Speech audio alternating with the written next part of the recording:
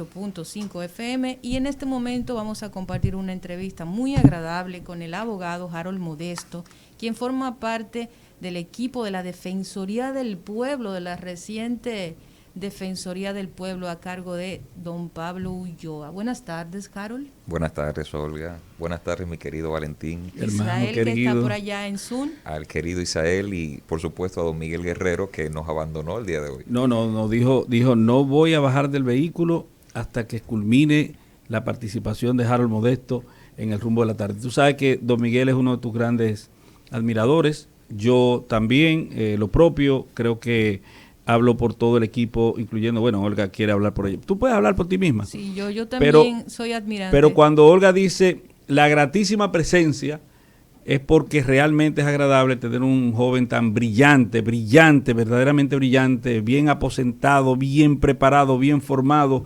y con una responsabilidad, señores, que infunde admiración. Solamente admiración es lo que despierta el comportamiento y la figura de Harold Modesto, que engalana este espacio del rumbo a la tarde. Y vamos a dejar que sea Olga, que tiene algunas disquisiciones interesantísimas con respecto a la figura novedosa. Es nueva, mira, a pesar de vieja, relativamente en la Constitución, es nueva. Hay una reforma dentro de la figura del defensor del pueblo.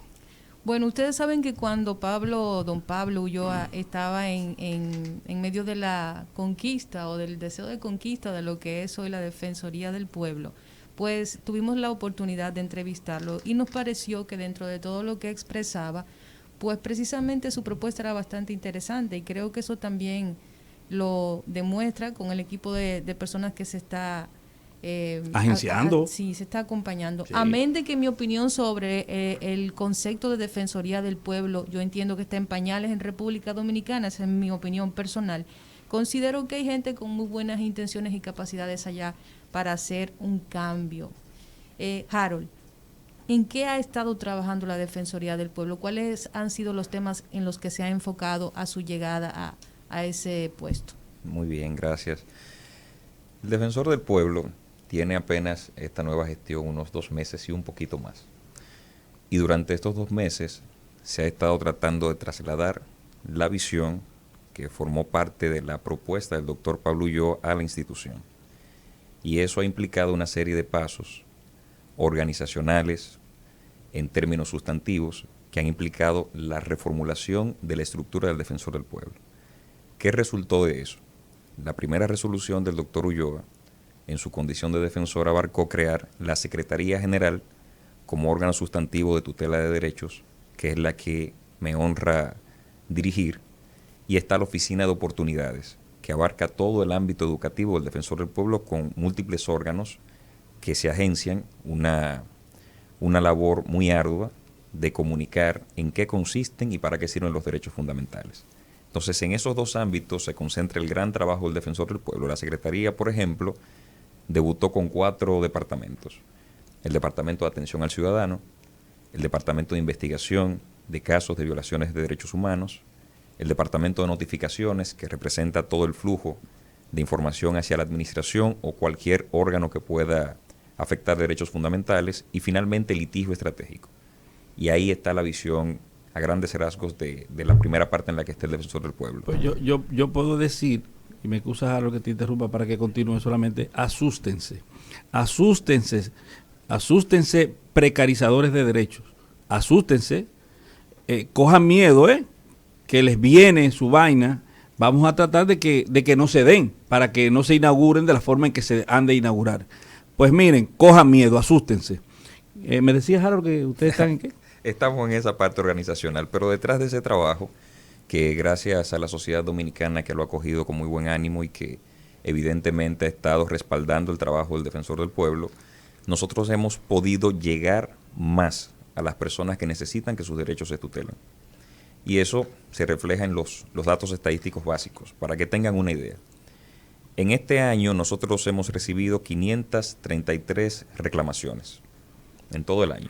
De esas, más del 50%, exactamente unas 276, han acontecido durante estos 2 meses. Eso quiere decir que una vez se empodere esta nueva gestión del Defensor del Pueblo con miras a ser un verdadero garante de derechos humanos y fundamentales, las personas comienzan a sentir que tienen a una institución, a un órgano que respalda al ciudadano de a pie, ese que cuando hace el periplo en las instituciones públicas no encuentra la respuesta adecuada, que ya está en la ley, pero a veces olvidamos cuál es el mandato de la ley para los distintos servidores públicos. Yo quiero entender una parte de la Defensoría del Pueblo, como mucha gente sé que tiene la inquietud también. Es como el problema que tengo yo con Proconsumidor, que yo entiendo que Proconsumidor dice una cosa para velar por eso, pero no tiene alcance jurídico para tales fines. Entonces, yo quiero entender cuál es el alcance a nivel legal que tiene la Defensoría del Pueblo, para que la gente que está en su casa, que está en el vehículo, en el tapón, escuchando el programa, si se le ha violentado algún derecho, sepa primero qué tipo de derecho que se le haya violentado es el que aplica para acudir a la Defensoría del Pueblo y cuál es el alcance jurídico o legal que tiene la Defensoría dentro de un caso con esa persona. Bien lo decía Valentín hace un momentito, que la Constitución hizo un update del alcance de la función del defensor del pueblo y nos da la facultad de poder contribuir a salvaguardar derechos fundamentales, y eso abarca todos los derechos fundamentales. La Constitución tiene un catálogo bien amplio donde los derechos van desde los derechos civiles, los derechos políticos, esos derechos de prestación que son los derechos de defensa, hasta los derechos colectivos. El defensor puede, en todo caso, intervenir ante esos escenarios de violaciones de derechos, pero para que la gente lo entienda bien. Usted viene con derechos, el Estado lo que hace es que se los reconoce, y el Estado al mismo tiempo le garantiza el ejercicio de esos derechos. Resulta que como nada es perfecto, esos derechos pueden ser afectados por la administración pública, es decir, un funcionario cualquiera, y eso va desde un policía hasta un ministro, por ejemplo. Y hasta el presidente. Y hasta el presidente de la República. Entonces, si usted no recibe una respuesta adecuada de parte de ese funcionario servidor público ante una situación que vulnera sus derechos, ahí está el defensor. El defensor tiene una serie de herramientas legales para hacerle frente, para controlar el ejercicio de poder de la administración. Y con eso tutela el derecho del ciudadano. ¿Cómo lo hace? Para que veamos algunos ejemplos. En primer lugar, el defensor del pueblo requiere información a un funcionario público. El funcionario no puede excusarse con relación al defensor del pueblo respecto a la información que debe entregarle. O sea que si ustedes someten, por ejemplo, una solicitud de por qué no se le ha pagado las prestaciones laborales a algunos empleados, eso sería el campo de acción de Defensoría Pública para dirigirse donde ese ministro y exigirle una información de por qué no se ha ejecutado un derecho como ese de la cesantía. Por supuesto. Puede solicitarlo y el funcionario no tiene la opción de no responderle al defensor. No tiene la opción de no responderle al ciudadano. Hay que decir eso primero. Pero no puede, bajo ningún pretexto, dejar de contestar al defensor. Porque una vez lo hace, entonces activa un mecanismo que no ha sido puesto en práctica, pero tal como decía Valentín, en materia de respuesta ante violaciones de derechos, nosotros no debemos escatimar esfuerzos. Entonces, si un funcionario no responde o un servidor, está, por ejemplo, la facultad que tiene el defensor como único órgano en el Estado que lo tiene de amonestar a ese funcionario. ¿En qué consiste una amonestación? Eso sería muy innovador. Es nuevo lo de la amonestación porque nunca se ha puesto en práctica.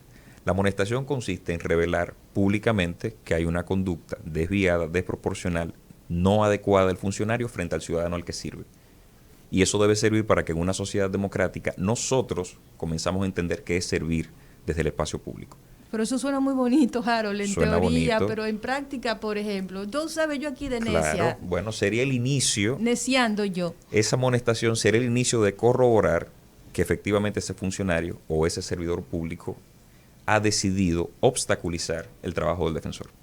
Y eso activa, entonces, la posibilidad de que accionemos por distintas vías. Una de ellas es que esa no respuesta se convierte inmediatamente en un tipo penal y configura que cualquier funcionario o servidor que no responda al poder civil entonces pueda hacer. Y parte de las notificaciones de nosotros implican que también se ponga en conocimiento del Ministerio Público porque termina siendo una cuestión de acción pública. Como establece el artículo 386, me parece, del Código Procesal Penal, que el funcionario que se niega ante una ordenanza en términos constitucionales, del procedimiento especial constitucional inserto en el Código Procesal Penal, para el habeas corpus, el que se negara la ordenanza de habeas corpus, implica necesariamente la exclusión de él del oficio que ocupa.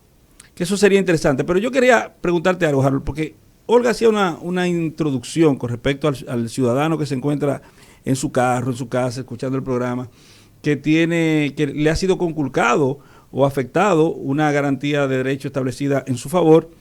Yo diría, bueno, no, espérate, no es aquel al que se le ha afectado, es que cuál es que se le ha afectado, porque a quién prácticamente no se le ha afectado un derecho. Entonces, como es tan amplio el espectro y como es tan el blanco de público, por así decirlo, de personas afectadas, el target, es tan grande. Ustedes tienen como tiene el Tribunal Constitucional en su artículo 100 para atender ciertos casos de forma específica por la especial trascendencia, o cómo se harían ante el cúmulo exacerbado posible que haya de casos a apoderar al defensor del pueblo. Bueno, lo que pasa es que los derechos humanos son progresivos. Y el legislador no puede osar a establecer una especie de barrera para las competencias del defensor del pueblo. Sin embargo, como la ley nuestra, la 1901, tiene ya 20 años, en ese contexto se establecieron una serie de variables para limitar la participación del defensor en el ejercicio de tutela de derechos. ¿Cuáles fueron? Bueno, si una reclamación se produce una vez ha acontecido un año de la violación del derecho fundamental, entonces el defensor del pueblo no puede actuar. Con solo ver los criterios del Tribunal Constitucional con relación a la misma posibilidad de accionar en amparo, uno sabe que el mismo sistema va derivando a que eso no sea de esa forma. Otro caso es la falta de interés. Alguien que reclama la violación de un derecho, entonces no sigue el proceso junto al defensor para tutelar ese derecho.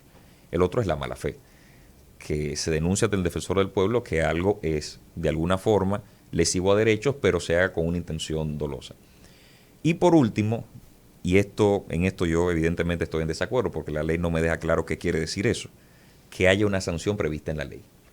De manera que cualquier cosa podría ser no de la competencia del defensor del pueblo. Entonces, por no ser sancionable. Por no ser sancionable. El principio de legalidad. No, por ser sancionable. Lo que quisiera decir el legislador es que habiendo alguien responsable de imponer la sanción, el defensor del pueblo no debe jugar su rol. Pero en materia de derechos... Como el artículo 72, me parece, de la misma ley 137, para lo que tiene que ver con los procedimientos constitucionales, que establece que no haya una vía ordinaria. Correcto. Parecería lo mismo, ¿verdad? Tiene un parecido a esa vía ordinaria más efectiva para tutelar el derecho. Que no hay nada más efectivo que el recurso que la acción constitucional de amparo. Exacto. Yo no conozco ningún derecho más efectivo. Pero ustedes dos abogados que hablan tan bonito y de forma tan técnica, vamos a traducirle eso a la población para que ellos puedan aprender y sepan sacarle el beneficio a la información. Entonces vamos así. Dice papá. En síntesis, ¿tiene el defensor del pueblo algunos mecanismos para, una vez ese proceso se agote, en que un ciudadano vaya, se le ha violado un derecho, se ha constatado que se ha dado la violación, pueda, no solo con sanción o con expresar públicamente la situación dada con ese funcionario o con cualquier otra persona que ejerza una relación de poder, hacer que él se logre una sanción ya tipificada como dentro ya de un sistema judicial que tenga que responder por eso? En primer lugar, hay que resaltarlo, el defensor del pueblo puede interponer acciones de amparo. Tiene, por la ley 137.11, la facultad de interponerlas en cualquiera de sus modalidades, básicamente. Si podemos adelantar eso, muchísimo más, podrían ser todas las acciones constitucionales que sirven para la protección de derechos. Tanto el amparo ordinario, el amparo de cumplimiento, el amparo colectivo, el defensor del pueblo puede. Por mencionar la misma acción a la que estaba haciendo referencia Valentín, que es para nosotros los abogados que hemos practicado la vía más efectiva para tutelar un derecho. Pero al mismo tiempo puede también interponer acciones directas de inconstitucionalidad. No lo establecía la ley, no lo establecía la Constitución. El Constitucional, interpretando en casos concretos el alcance del rol del defensor del pueblo, lo estableció.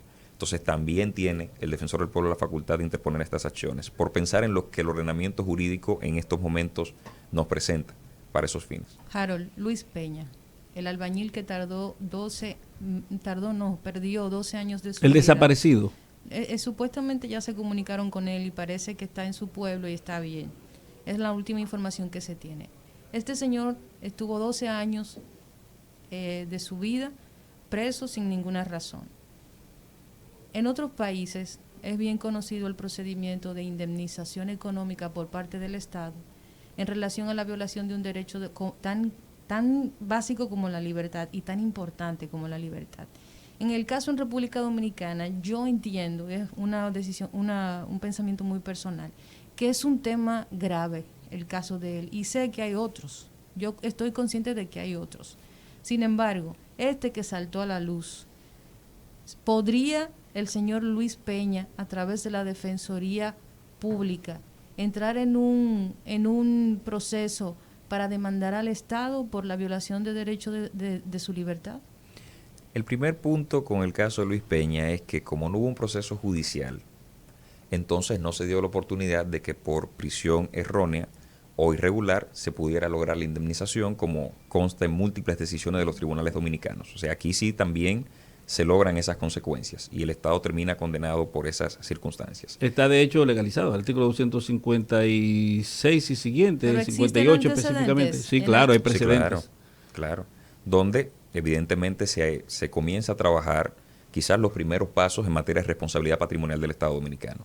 También, si él lo entendiera de esa forma y si las circunstancias, todo lo que tiene que aclararse con relación a este caso se aclarara, entonces él puede accionar para lograr la indemnización, para lograr la reparación por el daño que le causó ese tiempo de prisión, que es incalculable en cualquier término. Pero, ahí mismo, Harold, yo creo que eso escapa del ámbito de facultades, por así decirlo, del defensor del pueblo. Ahí va. El defensor del pueblo tiene un principio, que es el de neutralidad. A pesar de que el defensor del pueblo se coloca del lado del ciudadano, el defensor del pueblo no se convierte en parte.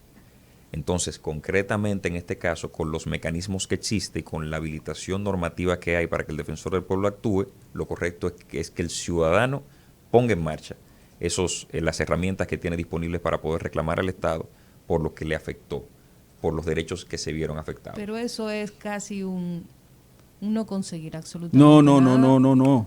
Eso está muy bien. Eso es bueno. O sea que Sí, para sí. él conseguir No, él tiene vías de derecho aperturadas. El defensor del pueblo todavía podría actuar. Lo que no puede es acompañar en ese caso, ser parte del proceso. Todavía hay subsecuentemente cosas que puedan ocurrir. Pero yo quería preguntarte en ese sentido, y me resulta como interesante que haya aperturado un procedimiento el Tribunal Constitucional en favor del defensor del pueblo. Pero vamos a suponer, el Tribunal Constitucional tiene el control constitucional de los acuerdos internacionales que hace el país. Supongamos que de alguna forma un pacto, un acuerdo, me gustaría pensar ahora, y lo pongo a mí me luce que hay una transgresión en el último acuerdo bilateral para asuntos de extradición entre los Estados Unidos y la República Dominicana, porque se degradaron, se afectaron derechos o conquistas. Y el artículo 110 de la Constitución dice que los derechos son progresivos y que tú no puedes, una situación jurídica posterior no puede afectar una garantía de derecho anteriormente establecida o reconocida. Entonces, supongamos que eso ocurre y el Tribunal Constitucional tiene el control constitucional de las convenciones y de repente afecta derechos y el defensor del pueblo entiende que sí, se podría, no existiendo ningún procedimiento subsecuente, no lo establece la Constitución, no lo establece la Ley 137, podría el defensor del pueblo tomar interés y accionar en contra de una decisión que favorezca un acuerdo o una convención que sea marcadamente afectadora de derechos constitucionales. Para que me aclares ese punto, sería atacar frente a la decisión final. No hay vías de derecho disponibles. Sí, yo sé, pero ustedes tampoco tenían vías de derecho y el Tribunal Constitucional se lo reconoció. Solo que una vez el tratado o instrumento internacional entre en el ordenamiento jurídico, se convierte en ley como debe ser. Exacto. Entonces, en la forma en la que se manifieste este acto, ahí sí podríamos encontrar formas de atacarlo. Correcto. Porque el control preventivo es eso, control preventivo. Uno le tira unos ganchos a este muchacho. Es que no hay manera. No hay forma. Sí, definitivamente. Harold, entonces, ¿cómo tú ves el futuro de los derechos humanos en la República Dominicana y las garantías de derecho del resguardo por vía de de la afectación positiva que significa la participación del defensor del pueblo, en función o en relación de esas verdades internas que ustedes manejan, de esas proyectivas que ustedes tienen y de esas procuras que ustedes han abrazado? ¿Cómo tú vislumbras el futuro de los derechos fundamentales en la República Dominicana? Ahí en esa pregunta hay algo muy interesante que compartirte. Cuando yo me integro al proyecto, a la visión del Defensor del Pueblo, desconociendo lo que pasaba en el Defensor del Pueblo a lo interno, la gran motivación fue darme cuenta de que hay tantas oportunidades en la República Dominicana para que respetemos y aprendamos sobre derechos. Cuando se me comparte esta visión, evidentemente hay una motivación adicional para ser parte de un esfuerzo de esta naturaleza que es tan arduo. Y algo con lo que nos ha insistido siempre el doctor Ulloa es que, si bien es cierto, hay que asumir un rol que es de contingencia, que es de control, que es a veces desagradable, hay una labor hermosa en compartir en la ciudadanía a todos los dominicanos que sus derechos son la parte más importante de su identidad. Y que si todos creemos en derechos, entonces hay una serie de situaciones que vemos hoy, que veremos mañana, pero que en un futuro tendremos que disminuirlas a la mínima expresión.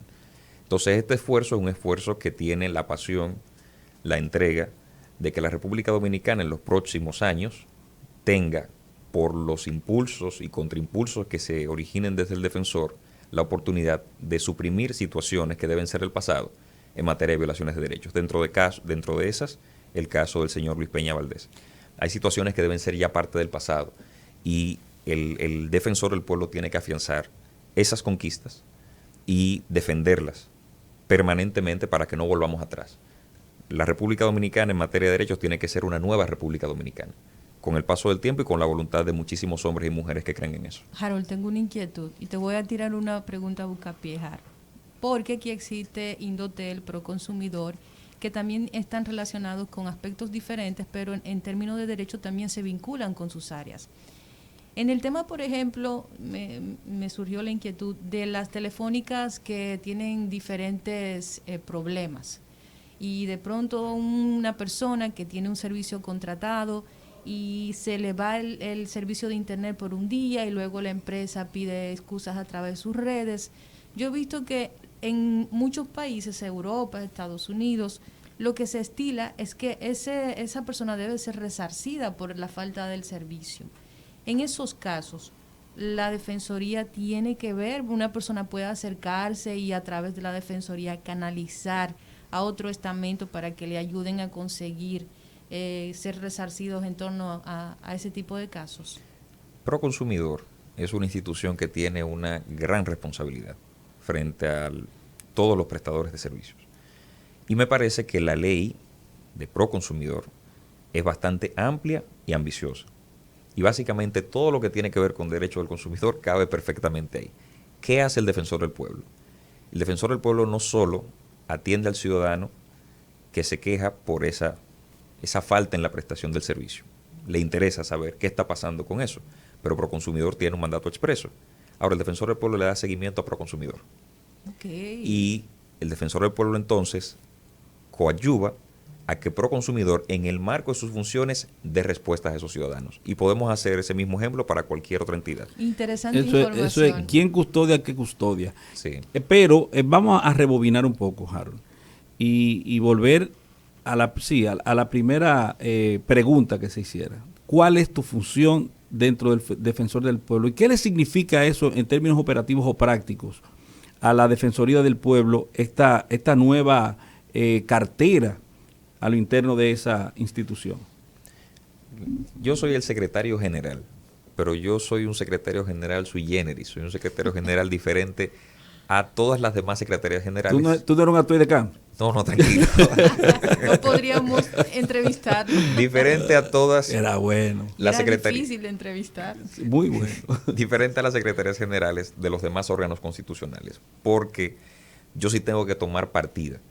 Es operativo. Es operativo. Entonces, yo estoy atento a todo lo que entra por la puerta de entrada del defensor, atención al ciudadano, a través de sus distintos canales, pero tengo que ser quien da las instrucciones, quien orienta el trabajo de investigación y de inspección, que se auxilia tanto de las funciones que tiene el Defensor del Pueblo como de sus adjuntos, y es bueno que la ciudadanía lo sepa, que quienes nos escuchan lo sepan, El defensor del pueblo es la única autoridad que puede presentarse ante cualquier institución sin autorización y aviso previo y llegar hasta sus archivos.